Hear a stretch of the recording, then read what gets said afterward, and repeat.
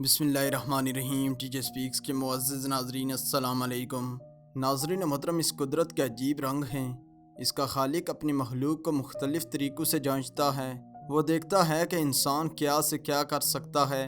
ایسا ہی واقعہ آسٹریلیا میں پیش آیا جب ایک شوہر اپنی بیوی کی آخری رسومات ادا کر رہا تھا کہ اچانک اس کی بیوی چلتی ہوئی اس کے سامنے آ گئی۔ آخر یہ ماجرا کیا تھا؟ اسپر واحد ویڈیو کو آگے بڑھنے سے پہلے نئے والے ناظرین سے گزارش ہے کہ ہمارے چینل کو سبسکرائب کریں اور ساتھ گھنٹی کے نشان کو بھی دبائیں تاکہ ہر نئی آنے والی ویڈیو کا نوٹیفیکیشن تسلسل و تواتر کے ساتھ آپ تک پہنچتا رہے۔ دوستو، اس کے علاوہ ہماری ان کاوشوں کا صلہ میں لائکس اور کمنٹس ضرور دیں۔ ناظرین محترم، یہ واقعہ فروری 2016 کو پیش آیا۔ اس عورت کا نام نوائلا روکونڈو تھا اور اس کا تعلق افریقن ملک برونڈی سے تھا، جبکہ اس کے شوہر کا نام بیلنگا کلالے تھا جو کہ افریقہ کے ہی ملک کانگو کا شہری تھا۔ دونوں کی شادی کو 10 سال گزر چکے تھے۔ 13 سال پہلے دونوں آسٹریلیا میں آئے، یہاں ہی جاب کے دوران دوستی ہوئی اور شادی کر لی۔ دوستو، اس دلخراش واقعے کا آغاز فروری 2016 سے 5 دن پہلے شروع ہوا۔ نوائلا اپنی سوتیلی ماں کی موت کی خبر سن کر آبائی ملک برونڈی گئی ہوئی تھی۔ یہ اپنی ماں سے بہت پیار کرتی تھی، اس وجہ سے بہت زیادہ اداس تھی، جبکہ اس کا شوہر اس کو تسلی دے رہا تھا اور بار بار کال کر کے اس کی طبیعت کا پتہ بھی لگا رہا تھا۔ نوائلا برونڈی میں ایک ہوٹل پر رہائش پذیر تھی۔ وہ اپنی واپسی کا پلان بنا رہی تھی، لیکن پھر اچانک سے اس کو اپنے شوہر کی کال آئی۔ حسب معمول حال چال پوچھا، جبکہ نوائلا نے اس کو کہا کہ میں آرام کرنا چاہتی ہوں، مگر کلالے نے فورس کیا کہ تم ہوٹل سے باہر جاؤ، سڑک پر گھوم پھر آؤ، ایک بار اپنے آبائی ملک کا نظارہ کر لو، اس سے تمہارے روح کو سکون ملے گا۔ وہ ہوٹل سے باہر چلی گئی، سڑک کے کنارے چل رہی تھی کہ اچانک سے ایک طرف گاڑی آئی جس میں 5 افراد سوار تھے۔ وہ گاڑی سے اترے اور نوائلا کے اوپر اسلحہ تان لیا۔ اس کو کہا کہ چپ چاپ وین میں بیٹھ جاؤ۔ نوائلا کو وین میں بٹھایا اور تنگ گلیوں سے ہوتے ہوئے ایک ویران علاقے میں پرانے بوسیتا گھر میں لے گئے۔ اس گھر کے اندر نوائلا کو رسیوں کے ساتھ باندھ دیا گیا۔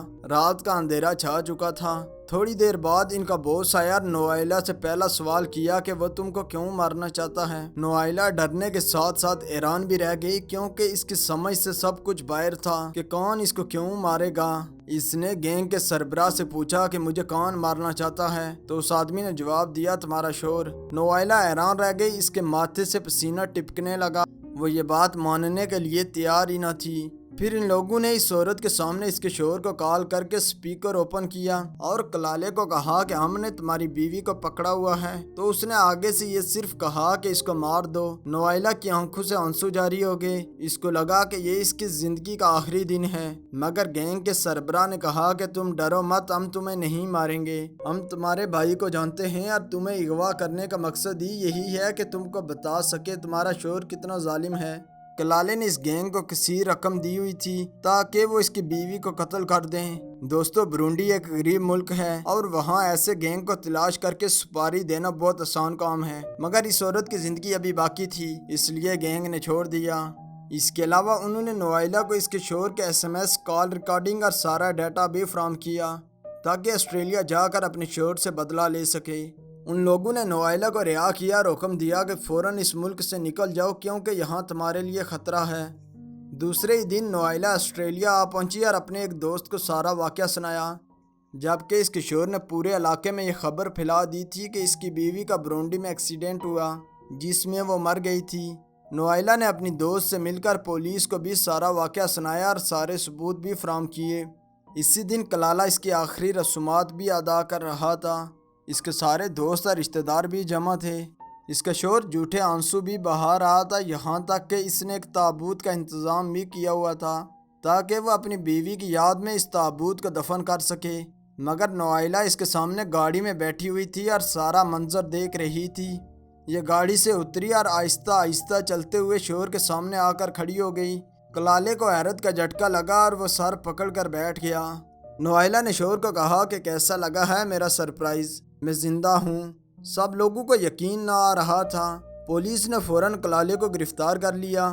دوستو، دراصل نوائلا اور اس کے شوہر کا ایک بزنس تھا جس میں دونوں کے شیئر تھے، مگر کلالے اپنی بیوی کو مار کر سارے بزنس پر قبضہ کرنا چاہتا تھا۔ اس لالچ نے اس کو اتنا اندھا کر دیا کہ اپنی 10 سالہ شادی کو بھی بھول گیا۔